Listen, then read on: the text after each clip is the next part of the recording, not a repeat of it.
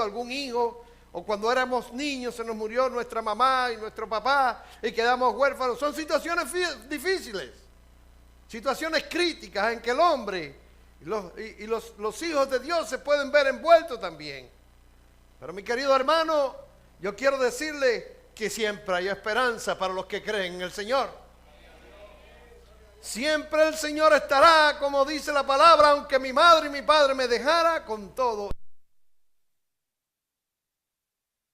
Momento de esperanza en que Dios actúa. En este momento estaba Eliseo dentro del pueblo de Dios. Eliseo había sido incluso perseguido por aquel rey, porque muchos echaban las culpas de que Eliseo era el culpable de lo que le estuviera aconteciendo, sin darse cuenta que a través de Eliseo Dios iba a escuchar la oración y Dios iba a hacer el milagro que iba a salvar a aquel pueblo. ¿Verdad que sí? Porque Dios sabe cuándo tiene que actuar y Dios oye a sus siervos. Mire, mi querido hermano, cuando Jacob miraba aquella escalera que dice que ángeles subían y ángeles bajaban, usted no sabe que el Señor me reveló qué quiere decir que los ángeles subían. Claro, hay preguntas por ahí que la gente hace, ¿cómo unos ángeles tienen que usar escaleras y vuelan a la velocidad de la luz? Pero ¿sabe lo que significa aquello? Que ángeles subían con las peticiones de Jacob y ángeles bajaban con las peticiones de Jacob. ¿Cuánto dan gloria a Dios? Cuando hay un siervo de Dios que clama a Dios, las peticiones son poderosas y llegan hasta el cielo. Y cuando Dios envía las bendiciones, las peticiones son contestadas poderosamente por parte de Dios. Así que acuérdese siempre de eso. Cuando usted oiga esa, ángeles subían y ángeles bajaban, es que usted cuando hace una petición y usted es un siervo de Dios, su petición llega al cielo. Cuando Daniel oró, que dice que abrió la ventana y vio, cuando miró al cielo, dice, hace 70 años le prometiste a Isaías, ya se cumplieron, Señor, ¿qué pasa? Que no ha llegado tu bendición. Era un hombre que tenía creencia firme, que creía en Dios, que Dios no fallaba, porque cuando Dios dice algo, cuando Dios promete algo, Dios cumple lo que Él dice, mi querido hermano. Y dice que Daniel cuando habló, dice que se le apareció un ángel, le dijo, Daniel, hace exactamente 7 días que tu oración fue llegada al cielo, pero en mi recorrido hacia acá, el ángel de Persia se me interpuso y tuve que llamar al arcángel Miguel. Eso tiene su explicación teológica también. No lo vamos a hacer ahora porque no es de eso lo que estamos hablando. Estamos hablando que había un varón de Dios que clamó y aquel varón de Dios le contestó. En cambio, el varón de Dios había sido culpado de lo que estaba sucediendo en aquel momento. No se habían dado cuenta, mi querido hermano. Y esto es una cosa muy importante y me voy a detener un poquito aquí. Cuando hay un hombre de Dios, un varón de Dios, que da una profecía, la profecía se cumple. Muy pocos dijeron amén. Nosotros lo creemos. Tenemos que ser creyentes, mi querido hermano. La incredulidad se ha apoderado del universo completo, de la tierra completa. Y aunque las iglesias están llenas de gente que dice ser creyente, no creen. Pero le voy a repetir, cuando un varón de Dios da una profecía, la profecía tiene que cumplirse. Quizás la profecía no se cumple instantáneamente, pero cuando Dios dice mañana, usted tenga la plena seguridad que cuando el sol se pone en el horizonte, ahí empieza a cumplirse la profecía de Dios, porque dijo mañana. Eliseo lo estaba diciendo allí a aquella gente, mañana. Y por decirle un seas, es como decir una unidad de medida de peso. Eso es una onza o una libra, no sé, no importa lo que significa. Es un nombre de una unidad de medida, de una unidad de peso. Cuando dicen valía un ciclo. El ciclo eran moneditas de plata. Entonces cuando dice, él valía un ciclo, valía 2 ciclos, no sé qué es lo que valía. Allí lo dice la palabra. Había un hombre que era un príncipe. Y dice allí la palabra, sobre el brazo, sobre su brazo descansaba el rey. Es decir, era el consejero del rey. Era un hombre sabio. Era un hombre que de todo lo que el rey necesitaba le aconsejaba. Pero ¿qué hizo este hombre? Empezó en tono burlón e hipócritamente a decirle, así que si Dios abre mañana las ventanas de los cielos, ¿esto va a ser así? Como burlándose del profeta. Y el profeta rápidamente le contesta, le dice, mira, tú lo vas a ver, pero no lo vas a comer. Fue tremendo lo que le dijo el profeta. Tú lo vas a ver, pero no lo vas a comer. ¿Había seguridad en lo que el profeta estaba diciendo?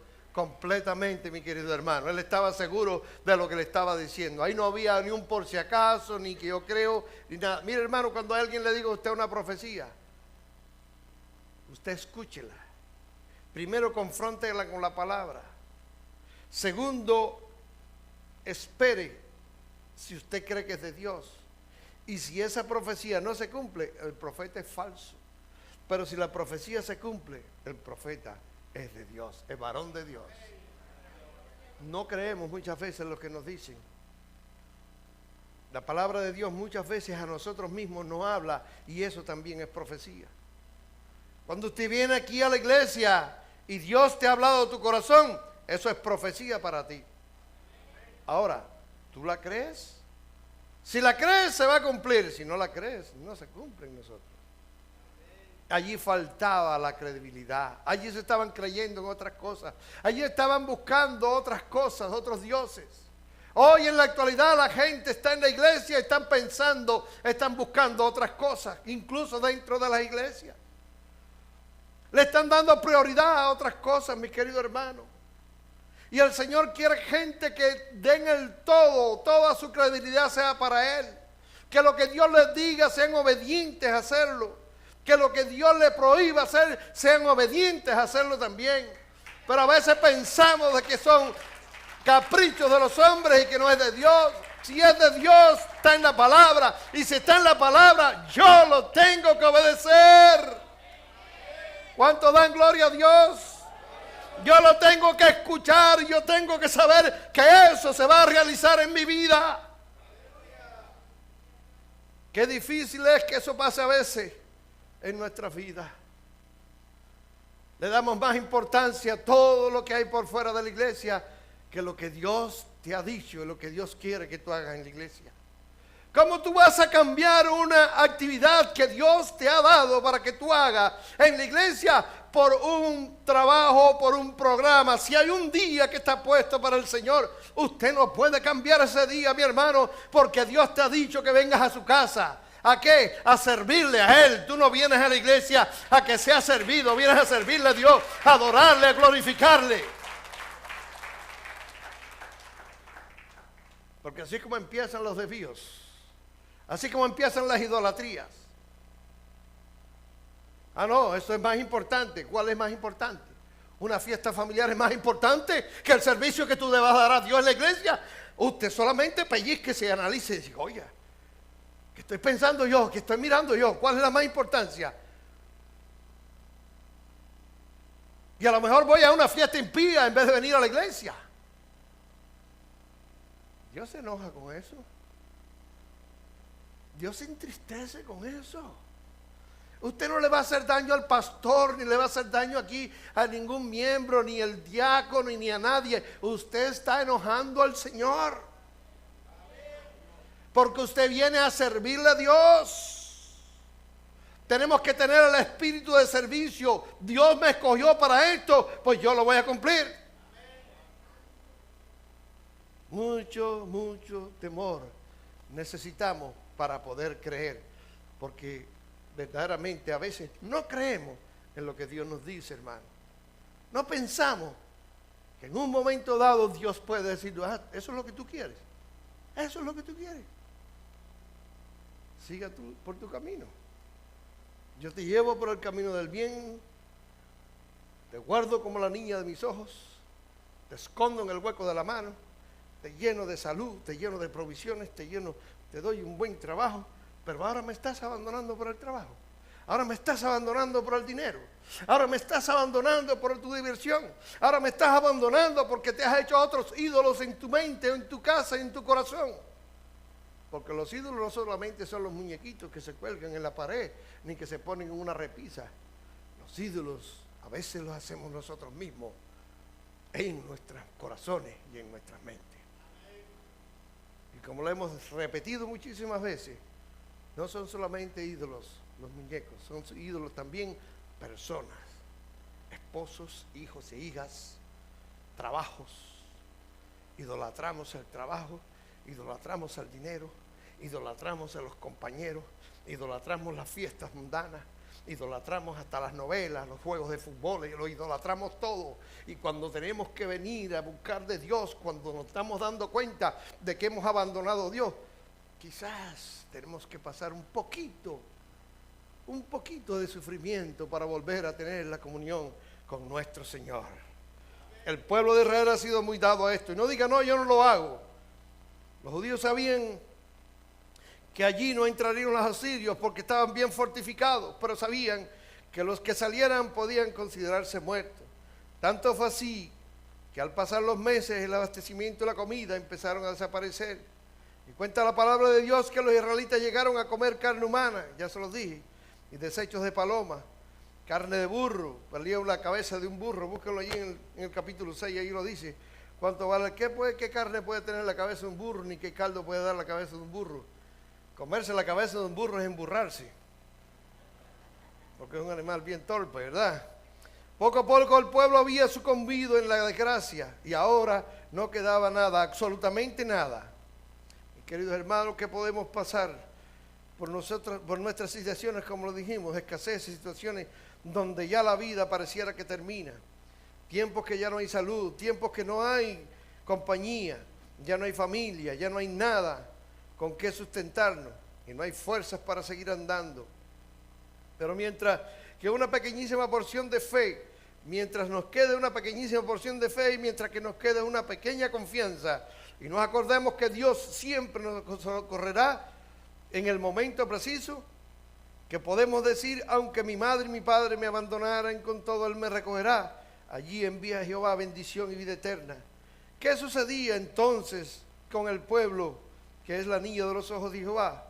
Le habían abandonado, habían ido tras los dioses ajenos, ya no confiaban en Jehová. El pueblo se había sumido en la idolatría y habían abandonado a su Redentor. En la actualidad, muchos han abandonado al Dios de sus padres. La gigante rueda de la incredulidad ha aplastado a la gran parte de la humanidad. Viven sin Dios y sin esperanza. ¿Cómo sabemos? ¿Cómo lo sabemos? Miremos los acontecimientos. Ya no hay aliento espiritual, ya no hay nada que echarle mano, no hay el dulzor de la miel amorosa. Se han despeñado todas las esperanzas, arrastrado como una avalancha. Van en declive toda la moral de la humanidad. Para muchos es ofensivo que se le hable de la fe. Otros que declararon serle fiel hasta la muerte, ahora claudican entre los deseos y los ritos.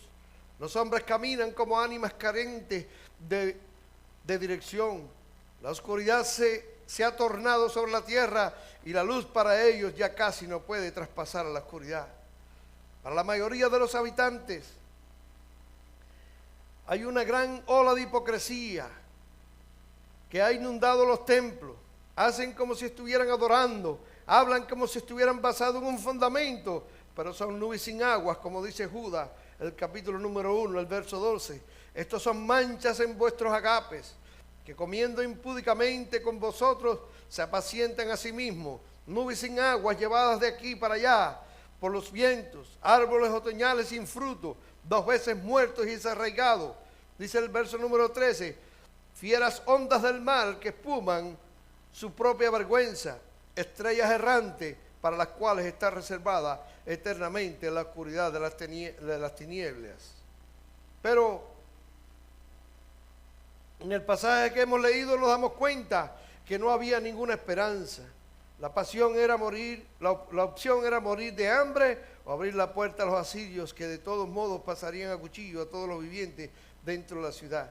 Pero allí, junto al pueblo incrédulo, había un profeta, sucesor de uno que hacía mucho tiempo había demostrado que el Dios verdadero era Elías, era Jehová.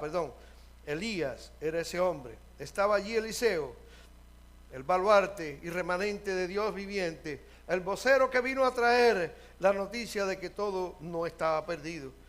Mientras el rey aún buscaba la causa de todo lo que estaba aconteciendo, aún haciendo eco las palabras de la mujer que había sacrificado a su hijo para comérselo, mandó a volarle la cabeza a Eliseo.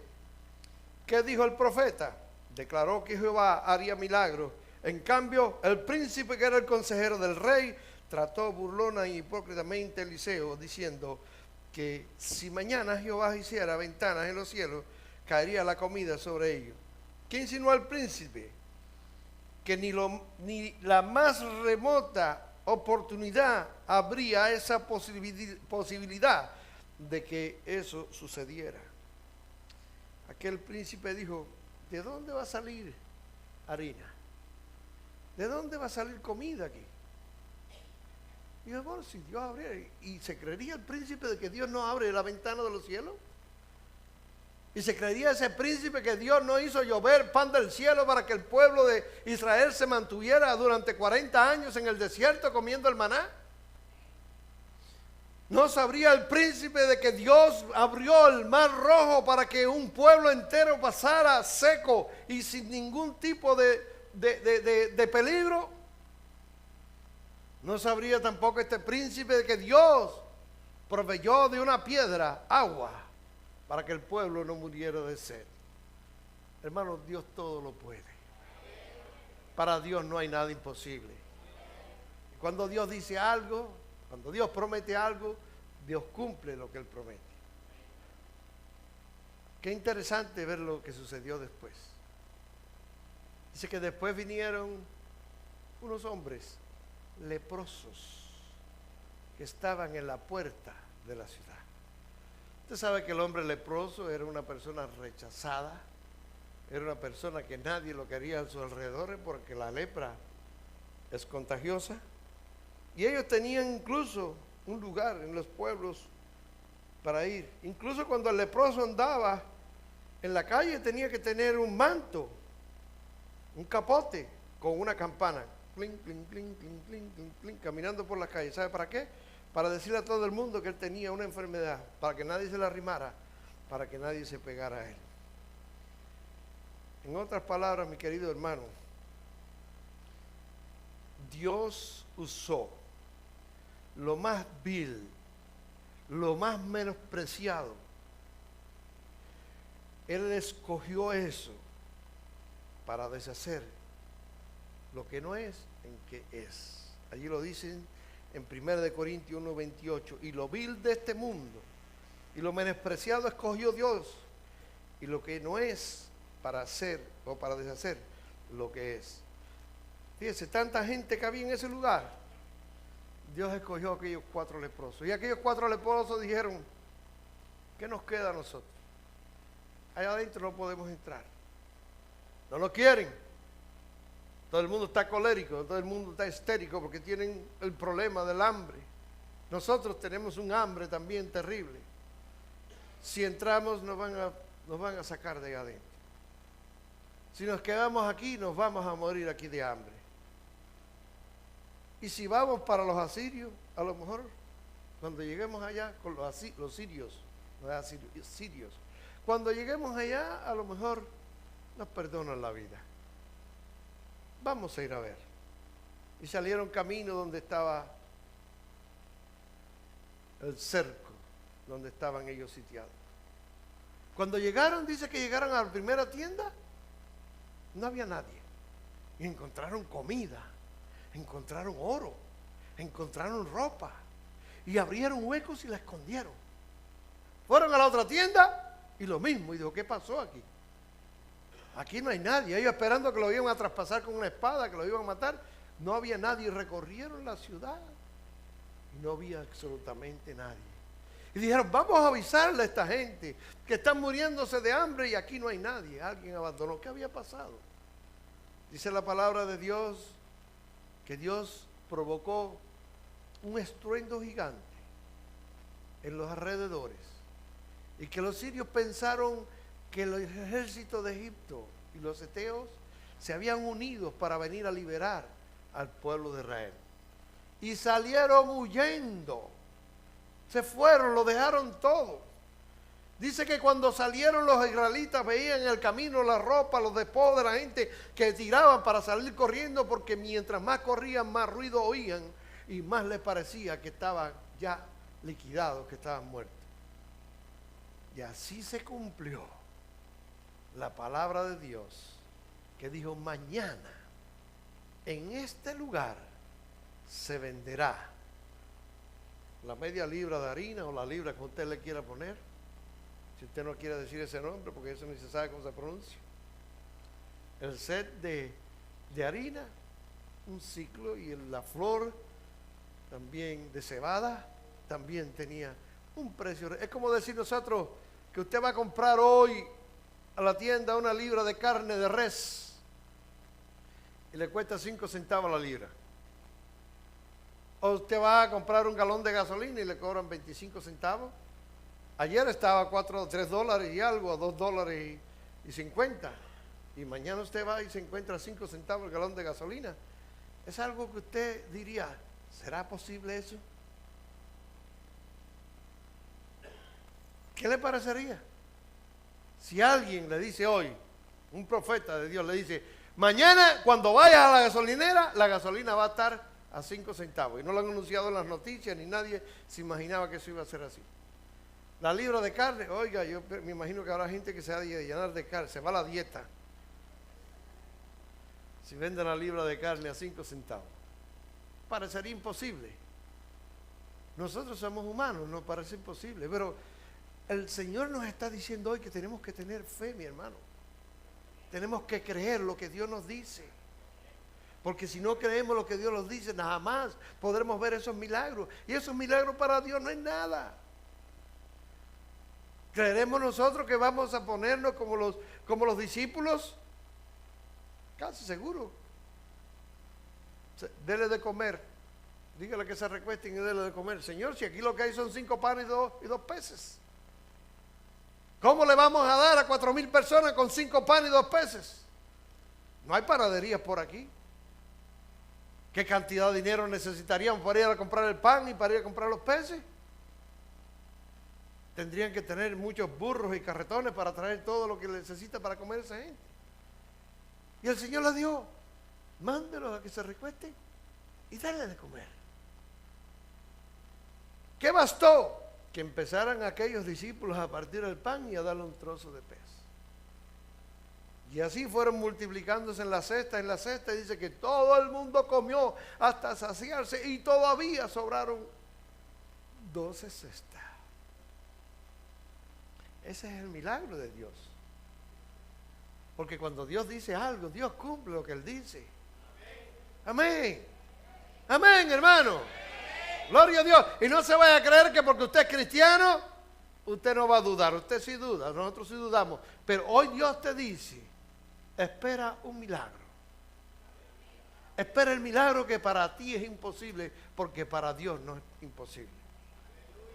Cuando Tomás llegó y vio, dice, no, ese no puede ser el Señor. Yo estaba allí. Cuando le metieron la lanza y le salió agua y sangre. Yo vi sus manos ya casi tiesas cuando lo bajaron de allí, de la cruz. Si yo no viera su marca, si yo no viera que tiene allí el hueco y que tiene sus manos agujereadas, entonces no puedo creerlo. Si lo veo, yo creo. Y el Señor Jesús le dice, ven, mete tu mano y toca. Toca. Ahí están los huecos en mis manos. ¿Te das cuenta, Tomás? ¿Se da cuenta, mi hermano, que la incredulidad nos puede a nosotros también invadir, pero tenemos que luchar contra esa incredulidad. Quizás esto no se logra en un día. Quizás esto sea una comunión que hay que tener con el Señor diariamente. Porque si usted no habla con el Señor, si usted no habla con el Señor, hablar es orar. Solamente en el momento que usted oye la oración, cuando viene a la iglesia, la comunión tuya está pésima. La fe tuya te va a claudicar. No es que usted sea el de la superfe. No, no estoy hablando de eso. Porque dice el Señor, si tuvieras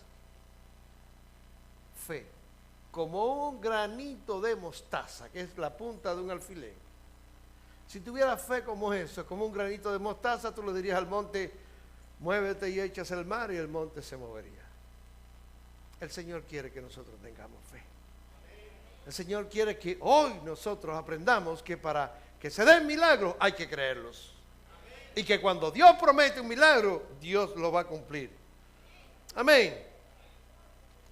Dios está buscando gente. Y yo estoy contento de que vino mucha gente a la vigilia, incluso que esta hermana diera algunas exhortaciones también de la fe, que ya este mensaje me venía dando vuelta. Y me pareció tan oportuno la fábula que ella puso, que es una fábula antigua, eso ha salido mucho, yo la escuché casi muy jovencito. Y yo la traje, la copié, quizás un poquito diferente, ya la dije en memoria, pero ya la copié hoy, para que nosotros la oigamos. Porque estas situaciones pasan, no solamente en la iglesia, sino en muchos lugares. Y fíjese lo que dice. Había un grupo de 4 personas que se llamaban alguien, una persona se llamaba alguien, la otra se llamaba nadie, la otra persona se llamaba todo el mundo y la otra persona se llamaba cualquiera. ¿Se lo aprendió? ¿Cómo dice? Alguien, nadie, todo el mundo y cualquiera. ¿Ok?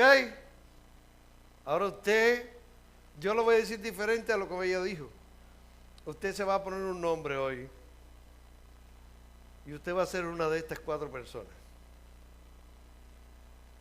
Dice, todo el mundo estaba seguro, acuérdense que un hombre se llamaba todo el mundo. Dice, todo el mundo estaba seguro de que alguien, ¿verdad?, haría un trabajo importante y que cualquiera podría hacerlo, pero nadie lo hizo. Amén. Alguien se disgustó porque pensó que era el trabajo de todo el mundo y que cualquiera podía haber exigido de alguien para que lo hiciera. Y podía haber excusado a cualquiera por no realizar el trabajo que todo el mundo debía hacer. La conclusión: si alguien trabaja con amor e interés, entonces nadie culpará a cualquiera, porque alguien habrá hecho el trabajo en que todo el mundo debe de participar. Amén. Gloria a Dios. Está bonito, eso no es mío, esa es una fábula que alguien dijo, un pensador lo dijo hace muchos años. Ahora yo sí la quise traer porque, hermano, no hay que esperar que otro realice lo que nosotros tenemos como compromiso y como responsabilidad. Eso lo sabemos de sobra. Porque alguien puede decir, bueno, alguien, ya no estoy hablando ahora del personaje. Yo no sé, eso no es tan importante, cualquiera lo puede hacer, fíjese. El hecho de que yo organice las bancas, eso lo puede hacer cualquiera, no es tan importante que yo lo haga. El que yo esté saludando ahí en la puerta como un diácono, digamos, eso no es tan importante, el pastor puede poner a cualquiera. Aunque alguien esté cantando y dice, eso no es tan importante, cualquiera puede cantar allá. Y así no es. Nosotros tenemos que tener responsabilidad ante las cosas de Dios. Y cuando estamos haciendo un trabajo, no podemos deslizarnos ni desviar, pensar que lo de Dios es más importante que todo en nuestra vida. Y lo más importante de todo es que todo el mundo, fíjense que estoy hablando de los mismos personajes, que todo el mundo siempre tenemos algo que hacer en la iglesia. Y el objetivo fundamental de la iglesia es la gran comisión. ¿Estamos, hermanos? Y de eso nadie tiene excusa. Nadie tiene excusa, sino que todo el mundo debe de evangelizar, debe de hablarle a las almas perdidas para que vengan al arrepentimiento. Amén, mi querido hermano. Así que todos nosotros tenemos un trabajo que hacer dentro de la iglesia. Y nunca piense, no son imprescindibles, pero sí son necesarios. Dice el Señor, pone a otros, sí, pero tú no quieres que alguien tome la corona tuya, como dice la palabra. Reténlo.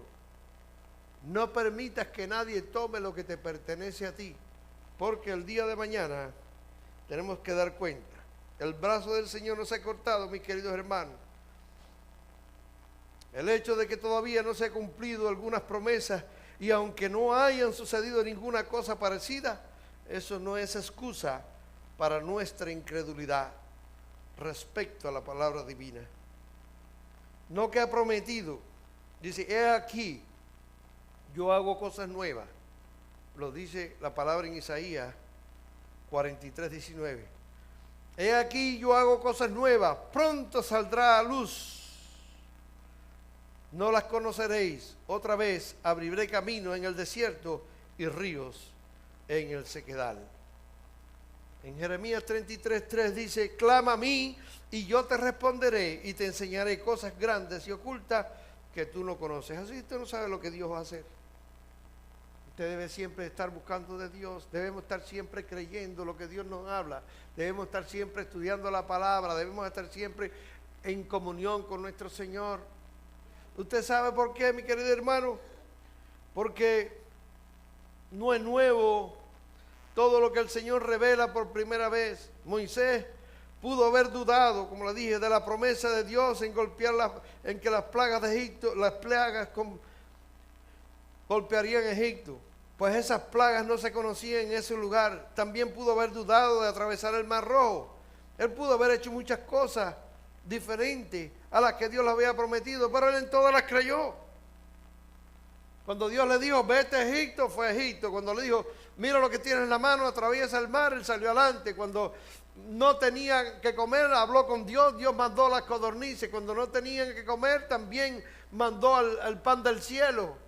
Cuando no tenían agua que tomar, también vinieron y le trajeron el agua. Muchos cuestionamos y preguntamos y creemos que Dios tiene que hacer cosas, ¿verdad? Pero hoy Dios nos da la palabra para que despreciemos la incredulidad y huyamos en convertirnos en criticones, incrédulos y quisquillosos. Hay quien dice quisquillosos, no es quisquillosos, quisquillosos. Y esto se lo voy a decir, hermano, a modo no de regaño a nadie, pero para que usted se ponga en el sitio, a ver qué usted cree. Hay quien no hace nada, absolutamente nada en la iglesia, pero todo lo critica. Diga amén.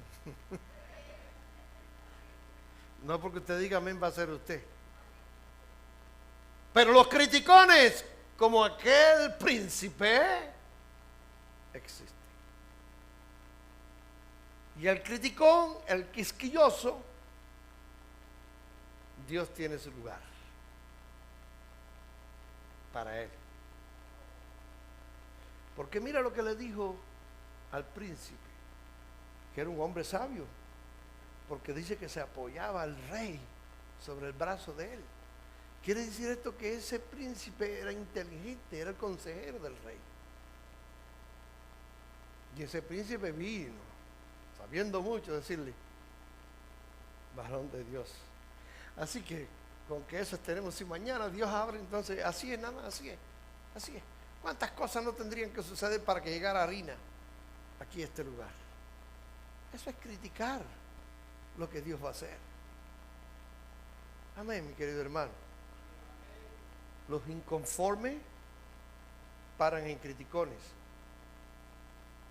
Los quisquillosos paran en que todo me molesta. Lo que hace el hermano no me parece que está bien. Como se viste aquella hermana, no sé por qué no le dicen nada. A veces yo no me meto en esas cosas porque hay muchas cosas que son con Dios.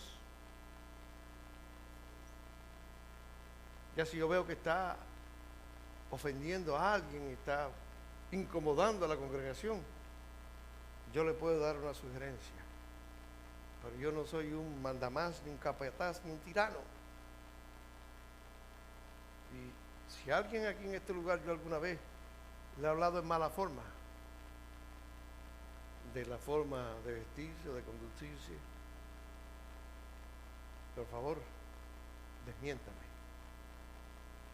Porque si algún día le llamo la atención a alguien, es por su bienestar, para que delante de Dios no tenga reproche, no tenga nada de qué arrepentirse ni avergonzarse.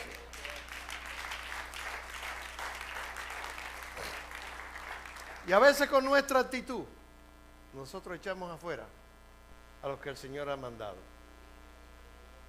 A veces con nuestros comentarios, botamos a la calle a los que Dios manda a la iglesia. Amén. Deje la crítica. Deje la crítica. Cuando el hijo mayor estaba en la casa, llegó el hijo pródigo, que era el hijo menor. Y cuando el hijo menor llegó, el padre le dijo, búscame el becerro más gordo, póngale una ropa limpia y nueva, póngale un anillo y vamos a gozar. Pero el hijo mayor que estaba ahí en el campo, cuando oyó aquello, dijo, oh. Le decían, entra, y dice, no, yo no voy a entrar. Decía, entra, no voy a entrar. ¿Por qué? Dice, porque este que hizo todo lo que hizo,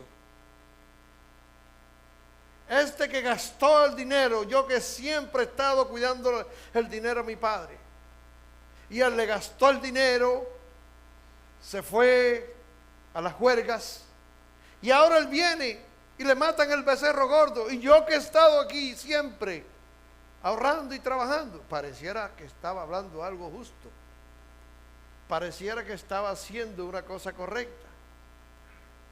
Pero quiero decirle, mi querido hermano, que esa fue crítica. Número uno, a la determinación que tomó el padre. Número dos, celo con su hermano que se convirtió en envidia.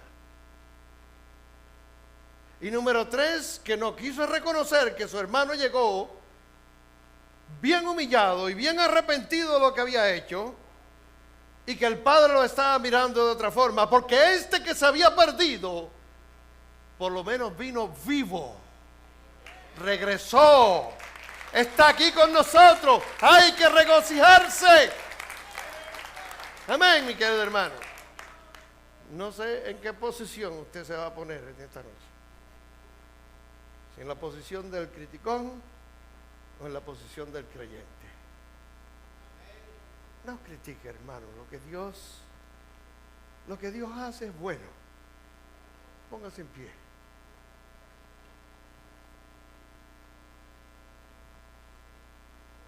Le dijo Pedro, Señor, tú sabes que nunca en mi vida me he puesto nada inmundo en mi boca. El Señor le dijo, mata y come. Y la visión que tenía todo era una sábana, una manta llena de animales inmundos. Y el Señor le decía, mata y come. Le decía, no, Señor, yo nunca he comido nada inmundo. Creía que estaba pasando una prueba. de santidad. Creía que estaba pasando un examen que Dios le estaba haciendo para ver si él claudicaba o no. Pero estaba equivocado.